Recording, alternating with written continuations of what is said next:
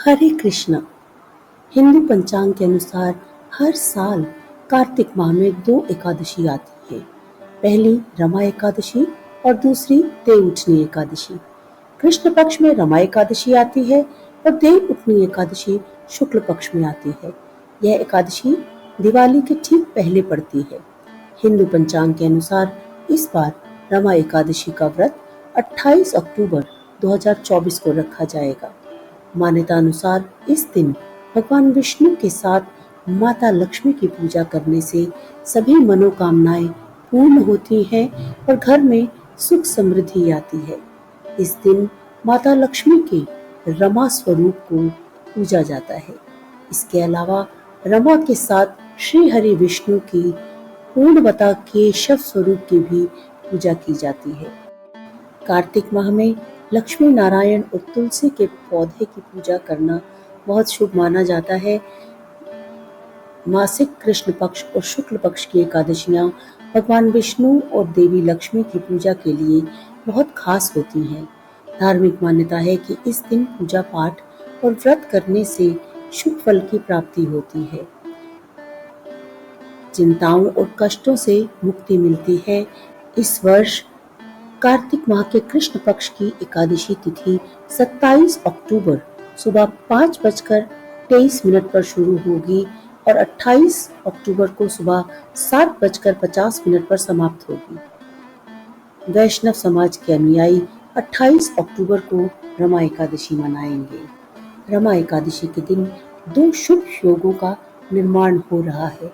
पहला ब्रह्म योग सुबह 6:48 तक रहेगा और उसके बाद इंद्र योग आरंभ होगा जो पूरे दिन रहेगा। इस दिन पूर्व फाल्गुनी नक्षत्र दोपहर 3:24 तक है और उसके बाद उत्तर फाल्गुनी नक्षत्र शुरू हो जाएगा। रमा एकादशी के दिन भगवान विष्णु की पूजा सूर्योदय के समय प्रातः 6:30 बजे कर सकते हैं। रमा एकादशी की पावन कथा का श्रवण कर ले तो बोलिए श्री लक्ष्मी नारायण भगवान की जय। पौराणिक युग में मुचुकुंद नामक प्रतापी राजा थे। इनकी एक सुंदर कन्या थी जिसका नाम था चंद्रभागा। इनका विवाह राजा चंद्रसेन के बेटे शोभन के साथ किया गया।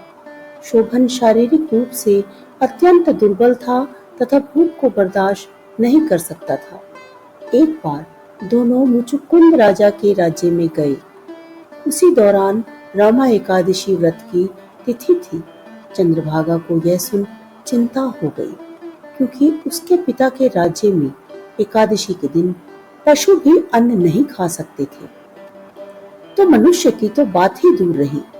उसने यह बात अपने पति शोभन से कही और कहा, अगर आपको कुछ खाना है तो इस राज्य से दूर किसी अन्य राज्य में जाकर भोजन ग्रहण करना होगा।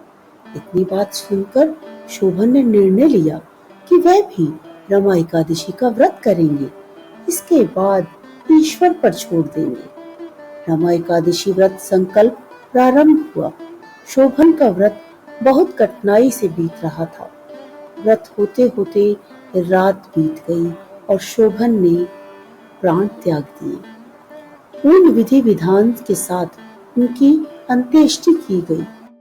इसके बाद उसकी पत्नी चंद्रभागा अपने पिता के घर पर ही रहने लगी और उसने अपना पूरा मन पूजा पाठ में लगाया और विधि के साथ एकादशी का व्रत किया। दूसरी तरफ शोभन को एकादशी व्रत के पुण्य का फल मिलता है और वो मरने के बाद एक बहुत भव्य देवपुर का राजा बनता है जिसमें असीमित धन और ऐश्वर्य है। एक दिन सोम शर्मा नामक ब्राह्मण उस देवपुर के पास से गुजरता है और शोभन को देखकर पहचान लेता है। उससे पूछता है कि कैसे यह सब ऐश्वर्य उसे प्राप्त हुआ। तब शोभन उसे बताता है कि यह सब रमा एकादशी का प्रताप है, लेकिन यह सब अस्थिर है। कृपा कर मुझे इसे स्थिर करने का उपाय बताएं। इसके पश्चात सोम शर्मा उससे विदा लेकर शोभन की पत्नी से मिलने जाते हैं और शोभन के देवपुर का सत्य बताते हैं। चंद्रभागा यह सुनकर बहुत खुश होती है और सोम शर्मा से कहती है कि आप मुझे अपने पति से मिलवा दो। तब सोम शर्मा उसे बताते हैं कि यह सब ऐश्वर्य अस्थिर है। तब चंद्रभागा कहती है कि वो अपने पुण्यों से इस सब को स्थिर कर देगी। सोम शर्मा अपने मंत्रों एवं ज्ञान के द्वारा चंद्रभागा को दिव्य बनाते हैं और शोभन के पास भेजते हैं। तब चंद्रभागा उससे कहती है कि मैंने पिछले 8 वर्षों से नियमित रमा एकादशी का व्रत किया है। मेरे उन सब जीवन भर के पुण्यों का फल मैं आपको अर्पित करती हूँ। उसके ऐसा कहते ही देवनगरी का ऐश्वर्य स्थिर हो जाता है। इस प्रकार रमा एकादशी का महत्व पुराणों में बताया गया है। इसके पालन से जीवन की दुर्बलता कम होती है और जीवन पाप मुक्त होता है। रमा एकादशी के दिन भगवान विष्णु की पूजा करते समय केसर वाली खीर, चने के लड्डू, चने की पंजीरी, बेसन का हलवा, बेसन के लड्डू आदि का भोग लगाना चाहिए। भोग बनाते समय उसमें तुलसी के पत्ते डालने पर विशेष ध्यान देना चाहिए। आइए विधि विधान से भक्ति पूर्वक रमा एकादशी का व्रत करें और माँ लक्ष्मी और श्रीमन नारायण भगवान की असीम कृपा पाएं।